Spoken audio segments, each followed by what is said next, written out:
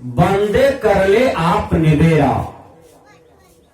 हे बंदे, अपने जीवन का कल्याण करो, अपने जीवन को मुक्त करो, अपने जीवन को शांत करो, अपने जीवन को सुखस्थ करो। गुरुवर कबीर को देखिए कितना चिंता है संसार के कल्याण के प्रति, और संसार के लोग विषय सुख में, विषय भोग में मस्त हो रहा है, मस्ती ले रहे हैं, और अंत में जब विषय भोग के परिणाम विष निकलता है तब रोता है, तब पछताता है, तब चिल्लाता है। गुरुवर कबीर कहते हैं जब हम रोया तब तुमने समझा, गर्भवास की बात विचारा, अब ते रोया क्या ते पाया, के ही कारण मोही रोवाया। गुरुवर कबीर कहते हैं जिस समय हम रोए तुम्हारे कल्याण के लिए, उस समय तुम अपने आप को नहीं संभाला, उस समय तू काम मार्ग में भूल गया, काम मार्ग में ही तृप्ति खोजने के लिए चला गया, भोग मार्ग में ही तृप्ति खोजने के लिए चला गया। हे बंदे, ये तो तुम्हारे ही गलती का परिणाम है, ये तो तुम्हारे ही भूल का परिणाम है। जिस समय हम रोए थे तुम्हारे कल्याण के लिए, जिस समय रोए थे हम तुम्हारे मुक्ति गति के लिए, उस समय तू हमको नहीं टोका, उस समय तू बड़ी मस्ती ले रहा था, दुनिया में आनंद ले रहा था। अब तुमको कोई काम नहीं दे रहा है, अब तुमको कुछ भी काम नहीं आ रहा है। जिस विषय में मस्ती ले रहा था उसी विषय भोग का परिणाम अब निकला है तुम्हारे जीवन में। अब तुम्हारे जीवन में कांटा चुभ रहा है तो तुम अब चिल्लाते हो और मेरे पास आए हो। कबीर साहब कहते हैं जब हम रोया तब तुमने समझा, जिस समय हम रोए उस समय तुम नहीं समझा, और हम जो रोए थे तो तुम्हारे कल्याण के लिए रोए थे। देखिए यह संसार में कौन कौन रोता है? एक बच्चा रोता है, माँ बेटी का विछड़न होता है तो रोता है, बाप बेटा में विछड़न होता है तो दोनों रोता है, ससुर दामाद के बीच विछड़न होता है तो रोता है। यानी ये संसार के लोग कर कुटुंब के प्रति रोते हैं, परिवार के प्रति रोते हैं, सखे संबंधियों के लिए रोते हैं। लेकिन ये संत महापुरुष जो है संसार में, वो पूरा विश्व के कल्याण के लिए रोते हैं। बोलिए, कोई परिवार के लिए रोता है, कोई बेटे के लिए रोता है, कोई धन संपत्ति के लिए रोता है, लेकिन संत महात्मा पूरा विश्व के कल्याण के लिए रोता है। कबीर साहब एक जगह कहे हैं, मैं रोवो इस जगत को, मोको रोवे न कोई, मोको रोवे सोई जाना, जो शब्द विवेकी होए। गुरुवर कबीर कहते हैं कि मेरे लिए वो ही रोएगा जो मेरे शब्दों का विवेकी करेगा, जो मेरे शब्दों का विवेक करेगा, मेरे शब्दों को समझ जाएगा, वो मेरे लिए रोएंगे। गुरुवर कबीर कहते हैं मैं रोवो इस जगत को, मैं पूरे संसार के लिए रोता हूं और मेरे लिए संसार नहीं रोते हैं। विचार कीजिएगा। इसलिए कबीर साहब ने कहा जब हम रोया तब तुम न समझा, गर्भवास की बात विचारा। गर्भवास मतलब जन्म मरण का चक्र होता है, गर्भ में जाना और निकलना, अब फिर मर जाना, इसी को जन्म मरण का चक्र कहते हैं, इसी को आवागमन का चक्र कहते हैं। विचार कीजिए। कबीर साहब कहते हैं कि हम तुमको आवागमन की चक्र से बचाना चाहे, लेकिन तू संसार के मस्ती में भूला रहा और भूला रहा। विचार कीजिएगा। इसलिए ऐसे आदमी को देख करके गुरुवर कबीर बोले होंगे, बंदे कर ले आप निबेरा। आप जियत लखो आप ठोर करो, मोए कहां घर तेरा। बहुत सुंदर शब्द है। मतलब आप जियत लखो, जीते जी लखो, देखो, अनुभव करो मुक्ति का। वो मरने के बाद मुक्ति गति नहीं होती है।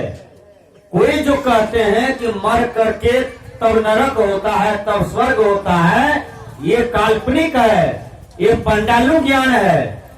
स्वर्ग और नरक का भोग इसी पृथ्वी पर होता है और यहीं पर दिखा दिया जाता है। एक कथा है जो स्पष्ट हो जाता है। एक गांव में 2 आदमी मर गया एक ही दिन। उसी गांव में 2 नौकर आए काम के लिए सेठ जी के यहां। सेठ जी बेचारा बहुत बुद्धिमान था, बहुत विवेकवान था, समझदार भी था, आध्यात्मिक आदमी था। सभी संत महात्माओं के विचारों से जुड़े हुए थे सेठ जी। सेठ जी कहते हैं तुम दोनों को नौकरी चाहिए? कहा हाँ महाराज, सेठ जी हमें नौकरी चाहिए। कहा ठीक है, हमारे गांव में 2 आदमी मरा है, वो आदमी को पता लगा करके तुम आओ कि स्वर्ग में गया कि नरक में गया। पहले गणेश को भेजता है। गणेश नाम का लड़का आया था। गणेश को कहा तुम जाके पता लगा करके आओ कि कौन स्वर्ग में गया कौन नरक में गया। गणेश गया, एक लहास के पास जब जाता है वहां देखता है लोग बहुत रो रहे थे उसके पास।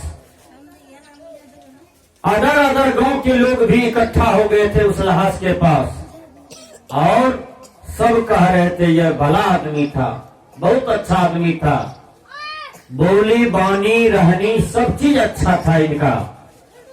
विचार कीजिएगा, सब आदमी उसकी वाहवाही कर रहा था कि यह आदमी को और ढेर दिन जीना चाहिए, हमारे समाज का अंग चला गया। विचार कीजिएगा। दूसरा लहास के पास गणेश जाता है, वहां पर सब कोई थूक फेंक रहा था, कह रहा था ये अभागा भले मर गया, लोगों को घर बिगाड़ता था, काम भंगता था, लोगों का दुख धंधा समझने वाला नहीं था, सबके घर को उजाड़ा था ये आदमी, सबके दिल को दुखाया था ये आदमी, भले मर गया ये अभागा। वहां लोग थूक फेंक रहा था। गणेश को समझ में नहीं आया। गणेश सेठ जी के पास आए, कहा सेठ जी हमको समझ में नहीं आया कौन स्वर्ग में गया कौन नरक में गया। कहा जाओ तुमको हमारे यहाँ कोई काम नहीं मिलेगा, तुमको बुद्धि नहीं है। फिर दूसरा लड़का जो था उनको भेजता है। वो लड़का देखिए कितना तेज था, कितना आध्यात्मिक दिमाग वाला था। जहां पर लोग वाहवाही कर रहा था मुर्दे का, सब कोई उस मुर्दा के लिए रो रहा था, सब कोई उसको अच्छा बताया था। वो लड़का समझ गया कि ये आदमी मर करके भी स्वर्ग में गया। जिस लाश के पास थूक फेंक रहा था, सब हंस रहा था, उसका नाम में बदबू था, बदनाम था, वो समझ गया ये नरक में चला गया। सेठ जी के पास आए, कहा एक आदमी स्वर्ग में गया है, एक आदमी नरक में गया है। कहा तुम कैसे जान गया? कहा एक लाश के पास सब कोई रो रहा था, सब कोई कह रहा था ये भला आदमी था, इसको और ढेर दिन जीना चाहिए। और दूसरा लाश के पास सब कोई थूक फेंक रहा था, कह रहा था ये अभागा भले मर गया, सबको सताया था, सबको दुख दिया था, सबका काम उजाड़ा था। देखिए मैं समझ गया सेठ जी वो नरक में चला गया, मर करके भी नरक में चला गया। तो इसी को कहते हैं नरक और स्वर्ग, जो अनुभव जिंदे जी किया जाता है। कबीर साहब ने कहा आप जियत लखो आपे ठोर करो, मोए कहां घर तेरा। भगवान कृष्ण ने गीता में कहा हे अर्जुन, मनुष्य का उद्धार और पतन उसके हाथ में है।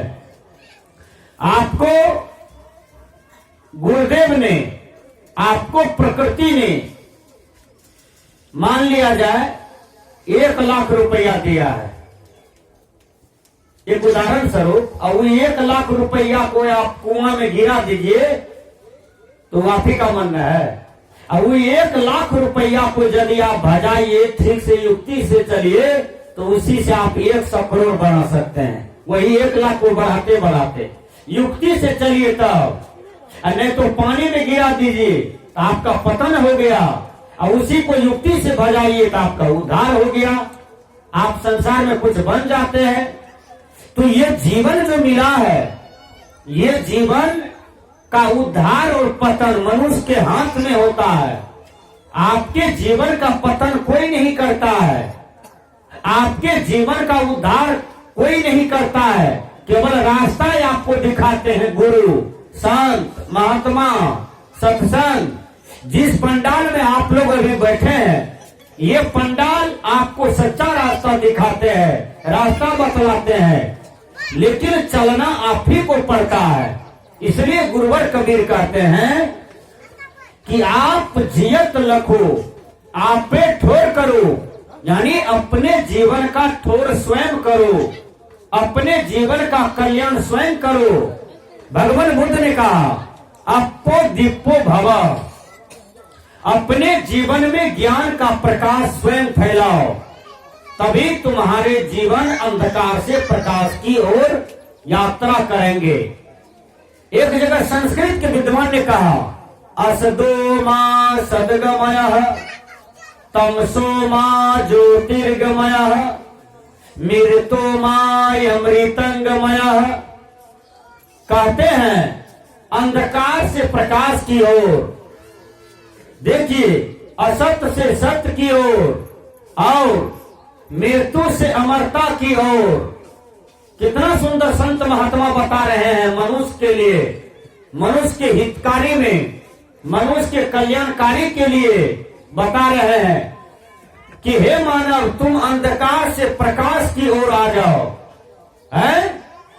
तुम अंधकार से प्रकाश की ओर आ जाओ। असत्य को यदि पकड़े हो तो उनको त्याग करो, सत्य की तरफ आ जाओ। यदि मृत्यु को पकड़े हो तो अमरता की तरफ आ जाओ। मृत्यु का मतलब हमारा दुर्गुण, हमारा अवगुण, हमारा कुकर्म, हमारे जीवन, हमारे कुकर्म के भंडार पर बैठा है, यही मृत्यु है। विचार कीजिएगा, यदि हम सदकर्म करते हैं, हमारा जीवन सदकर्म के खजाना में है, सदकर्म के भंडार पर है, तो विचार कीजिए हमारा जीवन का कल्याण होगा। आप जियत लखो आपे ठोर करो, मुए कहां घर तेरा। हे मानव, मरने के बाद तुम्हारा घर कहां होगा, इसके लिए तुम सोचो कि हम जब मर जाएंगे तो फिर मेरा घर कहां होगा। जैसे हम शरीर को छोड़ेंगे तो हमारा घर कहां होगा, ये जीव कहां जाएगा। यदि हमारे अंदर में आशा है, वासना है, तब हम कहां चले जाते हैं। जाही जाही चिंतन करत जीवनी से दिन, ताही योनि करे पोनी बस आस तजो। हे मानव, अपने जीवन में जो अनेक प्रकार की तृष्णा है, आशा है, उनको साधना से निवारण करो, नहीं तो फिर तुम पशु जोनी में, पक्षी जोनी में, कीड़े कीमित जोनी में चले जाओगे और वहां दुख भोगोगे। देखिए, एक जोंक है, जोंक को देखे हैं ना, चाली को देखे हैं, ठेंगी को देखे हैं, पिल्लू को देखे हैं। पिल्लू जो सोहजन गाछ में होता है, जियल गाछ में होता है, और गाछ में होता है। वो पिल्लू देखते हैं, काला काला मोटा मोटा जैसा होता है, कोनो कोनो पिल्लू मिट्टी के तर में होता है, उजला टाइप का होता है। ये सब जोनी में कौन जाता है? ये सब जोनी में यही कुकर्मी मानव जाता है। इसलिए सदगुरु कबीर कहते हैं 84 लाख जीव जंतु में भटकी भटकी दुख पाओ, अचेतत नहीं मुग्ध नर मोरे, मोर मोर गहराओ। सदगुरु कबीर कहते हैं जो मानव जीवन में कभी अच्छा नहीं करता है, अच्छा बोलता नहीं है, अच्छा सेवा नहीं करता है समाज राष्ट्र में, अच्छा काम नहीं करता है, वही मनुष्य संसार से जब मर जाता है वही नाना प्रकार की योनियों में भरमाता है, अपने कर्म के अनुसार भरमाता है। कोई उसको योनि में भेजता नहीं है, अपने ही कर्म रूपी चंबुक से वह योनि में चला जाता है। और जब सारे कुकर्म के फल को भोग लेता है तब फिर यह मनुष्य तन को प्राप्त करता है। तब तक में बहुत समय लग जाता है, बहुत युग बीत जाता है, वर्षों बीत जाता है, तब मनुष्य तन को धारण करता है और तब उसका जीवन का कल्याण हो सकता है। मनुष्य जोड़ी में आएगा यदि उसको पारखी गुरु मिला, सदगुरु कबीर जैसा गुरु मिला, बाबा मिही जैसा गुरु मिला, भगवान बुद्ध जैसा गुरु मिला, स्वामी रामानंद के तरह गुरु मिला, संत रविदास के तरह गुरु मिला, तो समझ जाइए कि उसका जीवन का कल्याण होगा। नहीं तो नहीं होगा। इसलिए सदगुरु कबीर कहते हैं आप जियत लखो आपे ठोर करो, मोए कहाँ घर तेरा। हे बंदे, मरने के बाद तुम्हारा घर कहाँ होगा, ये प्रश्न बहुत जटिल है। अच्छा एक बात, जब कोई मर जाता है समाज में, परिवार में, उस समय कैसा दृश्य लगता है? सबको लगता है कि संसार में कुछ नहीं है। देखिए ये आदमी आज दुनिया से चला गया तो क्या लेके गया? मकान गया साथ में? नहीं गया। जमीन गया साथ में? नहीं गया। कर कुटुंब गया साथ में? नहीं गया। समाज के लोग गया साथ में? नहीं गया। और अकेले दुनिया से चले गए, शरीर भी यहीं पर पड़ा हुआ है, शरीर तक भी उनके साथ में नहीं गया। और शरीर संबंधित जितने भी प्राणी पदार्थ से उनका संबंध था वो भी साथ में नहीं गया।